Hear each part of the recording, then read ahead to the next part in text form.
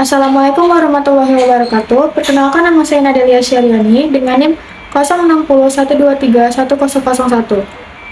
Saya dari Prodi Ilmu Perpustakaan 1, Fakultas Ilmu Sosial, Universitas Islam Negeri Sumatera Utara. Di sini saya akan menjelaskan apa itu hak asasi manusia, dan saya akan menjawab satu pertanyaan UAS yang diberikan kepada saya pada mata kuliah kewarganegaraan.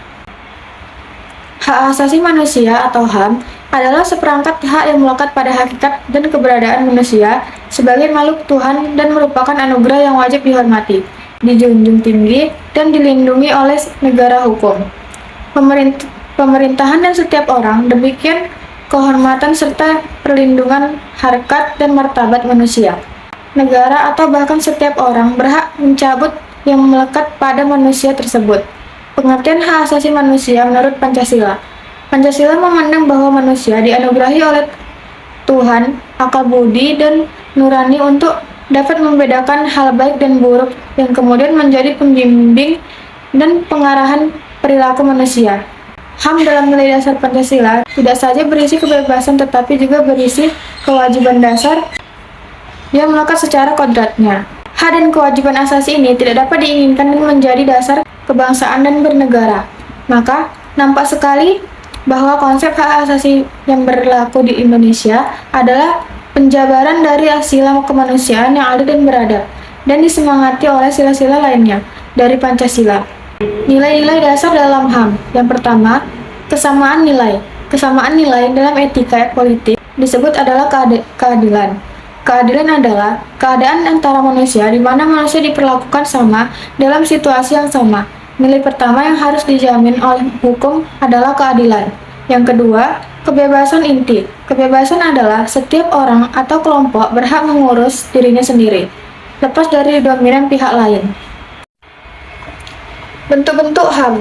Hak sipil. Hak sipil terdiri dari hak diperlakukannya sama di muka hukum, hak bebas dari kekerasan, hak khusus bagi kelompok anggota masyarakat tertentu, dan hak hidup dalam kehidupan.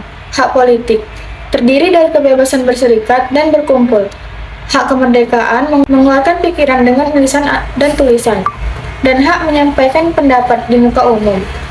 Hak ekonomi terdiri dari hak jaminan sosial, hak perlindungan kerja, hak perdagangan, dan hak pembangunan berkelanjutan. Hak sosial dan budaya terdiri dari hak memperoleh kesehatan dan hak memperoleh perumahan dan pemukiman. Sejarah hak asasi manusia atau HAM. Menurut sejarahnya, asal mula hak asasi manusia itu ialah dari Eropa Barat, yaitu Inggris.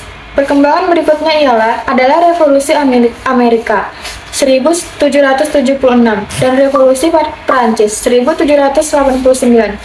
Dua revolusi ini besar sekali pengaruhnya pada perkembangan hak asasi manusia tersebut.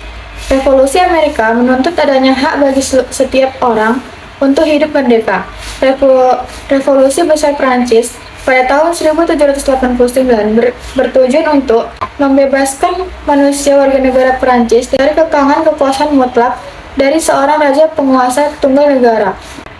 Tunggal negara di Prancis pada waktu itu, istilah yang dipakai pada waktu itu adalah droit de l'homme, yang berarti hak manusia, yang dalam bahasa Inggris disebut human ring atau mensenrechten dalam bahasa Belanda. Dalam bahasa Indonesia biasa disebut dengan hak-hak kemanusiaan atau hak asasi manusia. Hak-hak asasi dalam Undang-Undang Dasar 1945 dalam negara Pancasila sebagai negara hukum, hak-hak asasi manusia dan hak-hak serta kewajiban warga negara diatur pelaksanaannya dalam pembukaan Undang-Undang Dasar 1945 dan dalam pasal-pasal dari tahun Undang-Undang 1945 dari pembukaan Undang-Undang Dasar 1945 dinyatakan tentang hak kemerdekaan yang dimiliki oleh segala bangsa di dunia. Oleh sebab itu, penjajahan di atas dunia harus dihapuskan karena tidak sesuai dengan pri kemanusiaan dan pri keadilan. Pasal 27 ayat 1 Undang-Undang Dasar 1945 menetapkan bahwa warga negara bersama kedudukannya di dalam hukum dan pemerintahan dan wajib menjunjung hukum di pemerintahan itu dengan tidak ada pengecualiannya.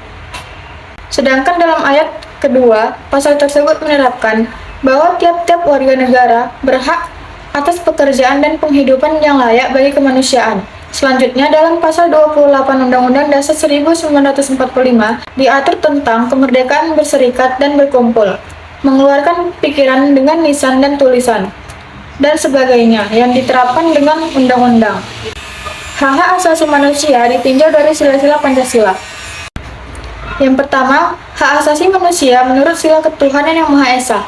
Pada sila pertama ini terdapat pengakuan terhadap Tuhan yang Maha Esa dan menjamin setiap orang untuk melakukan ibadah menurut keyakinannya masing-masing dan menjamin kemerdekaan beragama bagi setiap orang untuk memilih serta menjalankan agamanya masing-masing. Yang kedua, hak asasi manusia menurut sila kemanusiaan yang adil dan beradab. Kemanusiaan yang adil dan beradab merupakan sikap yang menghendaki terlaksananya nilai-nilai kemanusiaan, dalam arti pengakuan terhadap martabat manusia, hak asasi manusia, dan kebebasan manusia.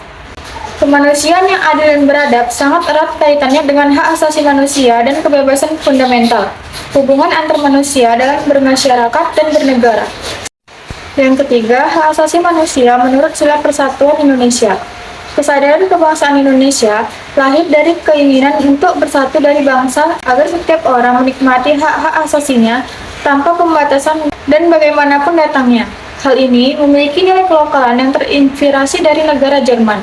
Sila ini mengandung ide dasar bahwa rakyat Indonesia meletakkan kepentingannya dan keselamatan bangsa di atas kepentingan dan keselamatan pribadi. Yang keempat, hak asasi manusia menurut sila kerakyatan yang hikmat, kebijaksanaan, permusyawaratan, perwakilan. Sila ini merupakan inti sejarah demokrasi Pancasila, baik dalam arti formal maupun material. Dan rakyat berarti kekuasaan dalam negara berada di tangan rakyat, kedaulatan rakyat disalurkan demokratis melalui badan perwakilan yaitu Majelis Permusyawaratan Rakyat. Kekuatan terwujud dalam bentuk hak asasi manusia antara lain yang pertama, hak mengeluarkan pendapat, yang kedua, hak berkumpul dan mengadakan rapat, yang ketiga, hak ikut serta dalam pemerintahan, yang keempat, hak menduduki jabatan. Demokrasi yang dikembangkan di Indonesia berisikan sila-sila kesamaan budaya, pola pikir bangsa, serta sumbangan nilai-nilai saluran kontemporer dengan pengambilan keputusan secara musyawarah bukan pada suara mayoritas.